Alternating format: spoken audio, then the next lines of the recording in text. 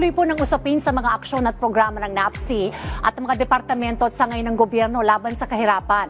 Alamin po natin ang mga hakbang na ginagawa ng NAPSI para mapalawak ang partisipasyon ng nakatatanda sa mga inisyatiba ng gobyerno. Tututukan po natin ang convergence o yung pagsasama-sama ng mga programa at stakeholders sa patuloy na pagpapaunlad ng mga komunidad at pamayanan. Dito pa rin sa National Anti-Poverty Commission Aksyon Laban sa Kahirapan.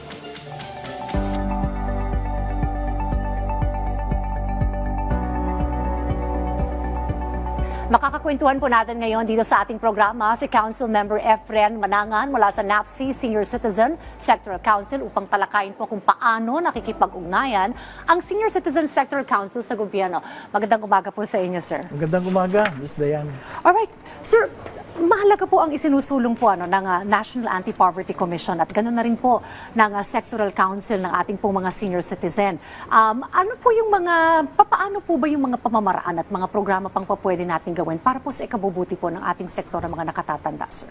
Yeah, sa amin, sa NAPSI, mga ginagawa namin, kumukuha kami ng, siyempre, lalo na yung mga laylay ng mga senior citizens, no?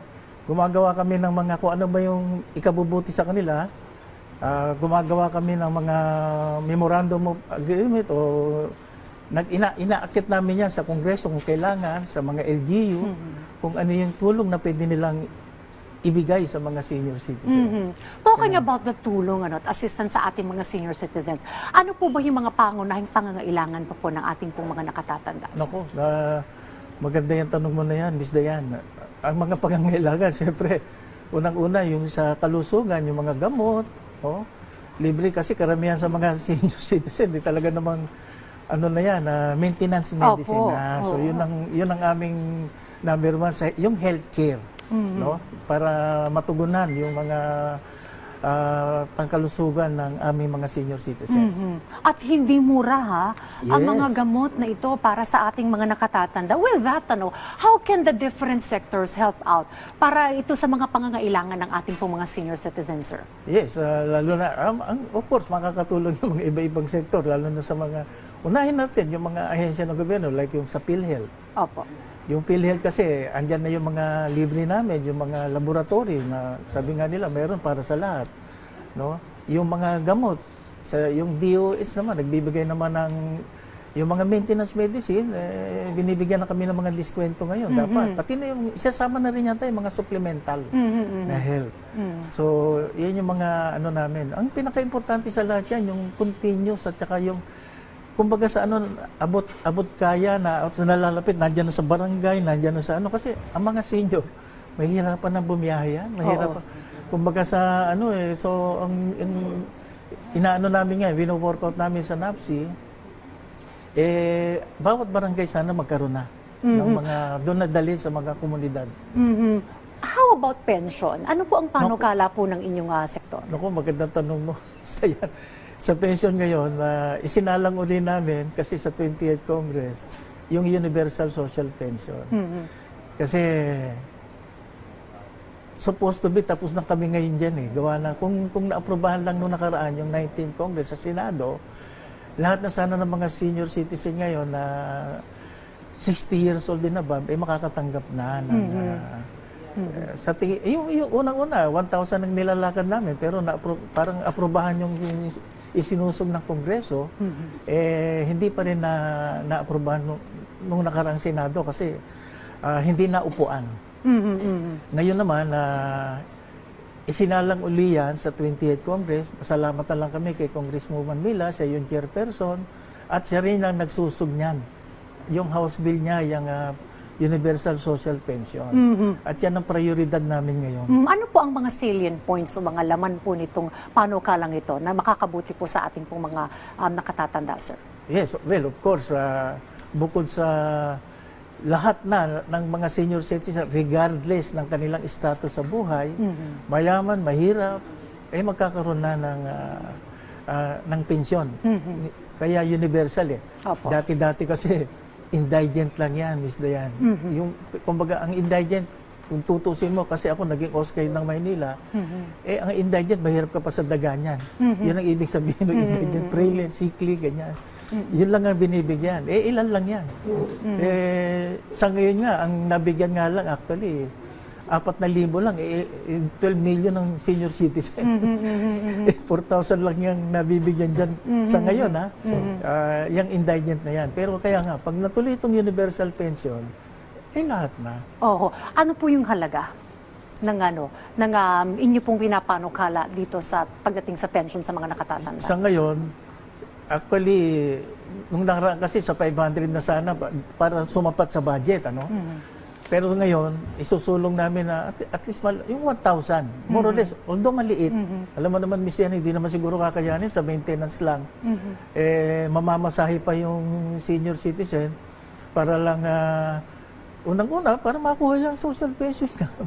Gagastos pa. Gagastos pa siya. Matatricycle pa siya. Sana kalimanda. Excuse me. Baka naman kulangin pa yung sa pamasahe lang bago niya yung sa 500 bago niya makuha yung 500 na yan Lampas na sa 500 yung nagastos. Sa tricycle lang. Okay. Sa ibang usapin naman, yung ating ilang mga naman nakakatanda, mga senior citizens, may mga ilan naman, ang gusto rin naman nila ay, kumbaga, makapagtrabaho pa. Kasi kung kaya naman nila, why not, So, they also want some opportunities for them to earn. Ano po yung mga papwede namang mga programa para po sa mga senior citizens kung gusto po pa nilang magtrabaho pa? Kung kaya pa naman, hindi ba? Magandang tanong yan. Actually, sa totoo lang, di ba, magre-retire ka 60, 65, di ba? Malakas ka pa noon.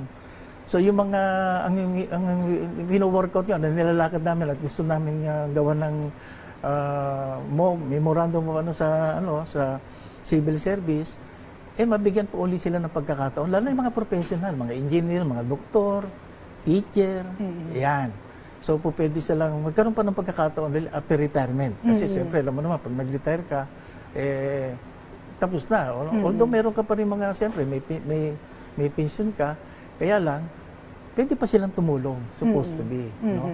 So, yun isang nilalakad namin. At ngayon naman, sa mga, hindi naman na masyadong ginawa namin yung mga livelihood program, like, makikita mo naman yan sa mga McDonald's, sa mga, may mga greeter, mga senior citizen yan. So, nabibigyan pa sila ng pagkakataon na maghanap buhay. So, alright. Sir, pag-usapan naman natin itong convergence, Ano yung mga ahensya ng gobyerno, and siguro, even other sector, na maaring magtulong-tulungan para pa sa ikabubuti ng sektor ng ating mga nakatatanda? Ayun.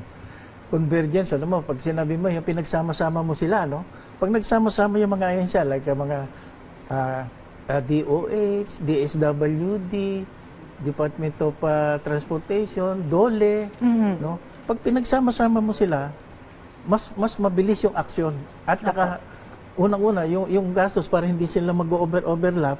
So makikita mo rin kung ano sapat na tulong na ibibigay ng bawat isa. Kasi yung bawat isa niyan, may kanya-kanyang advokasya, may kanya-kanyang mandato.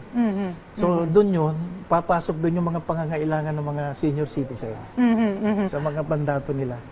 Alright, isa sa mga nabanggit nyo kanina, sir, yung tungkol sa healthcare. At ito talaga ang kinakaharap naman talaga ng ating mga nakatatanda kasi hindi mo talaga maiwasan kapag ka nagkakaroon ng edad. Nariyan niya yung mga sakit. Ano po yung mga particular na mga interventions or programs na pwedeng gawin ng mga ahensya concerning health, para po hindi naman magiging sakit sa ulo ng ating pong mga nakatatanda, even their families, kapag ka nagkaroon po ng sakit yung ating pong mga nakatatanda or seniors? Maganda rin tanong yan para sa ating mga nakatatanda. Yun ang ginagawa dyan. Like for example, yun na lang, pagbibigay na lang ng bawat sa PhilHealth, yung libreng lab, pag nagpa-examine sila, yung laboratory, kung malibre na yan, malaking bagay. Yung pagbibigay ng maintenance medicine. Sa ngayon, sa Maynila, lahat ng, actually, even in Makati and other, yan ang tulong ng LGU sa mga health centers nila, meron ng libreng pa-doktor na, libre pa yung pagbibigay ng gamot. Monthly yan. Ang bawat isa dyan, kagaya ko, yung na-experience namin sa Maynila, may booklet na sila, para nandoon na nagpakonsulta sila ng ganyan at pwede na silang bumalik doon at ibibigay yung mga gamot na kailangan nila At andun din yung libreng doktor na tumitingin sa kanila. Ayun. So malaki ang papel ng mga LGU, ano? Oh, yes, para sila yes. ay magkaroon nitong mga programa na nakatutok sa ating mga senior citizens. So Yes, those are some of the best practices that Tama. can be emulated by other local government units. Siguro, mensahe nyo na lamang po sa ating pong mga kasama po sa sektor ng senior citizens, sir. At saka ganoon na rin po sa mga iba't ibang ahensya ng gobyerno na makatutulong po para sa inyo. Yes. Ang magandang maano lang namin, muli, lalo sa mga sektor, actually nagsasama-sama kami mga organisasyon din, no? At humihingi kami ng nakikiusap kami sa mga ahensya muli na huwag kaming pagkaitan. At andyan, bukas palad sila na tumulong para sa mga senior citizen. Na bawat isa ka, DSWD, yung NCSC, nandyan din sa mga pulisiya, no? Yung OSCA naman sa pagbibigay ng ID, pagtingin sa mga benepisyo, kung tinutupad. So, yun, kung matuloy lang yan at matupad yan, ang mga senior citizen naman ay siyempre magiging maginhawa. Lalo na sa pang-araw-araw nila na matanggap man lang yung mga kailangan nila sa pang-araw-araw. Lagi ko nga rin sinasabi, lahat tayo ay tatanda. Yes, yes. Kaya dapat talagang yung mga programa ay paghandaan para sa ating mga senior citizen at bigyang prioridad. At wala na naman tayo kung naranasan tayo ngayon kung hindi dahil doon sa mga nag-nurture din sa atin ng mga senior citizens na ngayon. Sir Efren, thank you very much sa inyo pong oras dito po sa Aksyon Laban sa Kahirapan. Sa pagbabahagi po ng inyong pong mga programa, ng inyong pong salamat po. sektora para rin po sa ikabubuti ng ating pong mga nakatatanda. Nakapanayin po natin Council Member Efren Manangan mula po sa NAPSI Senior Citizen Sectoral Council. At ito, Sir Efren, samahan niyo ako at sabay-sabay tayong umaksyon laban sa kahirapan.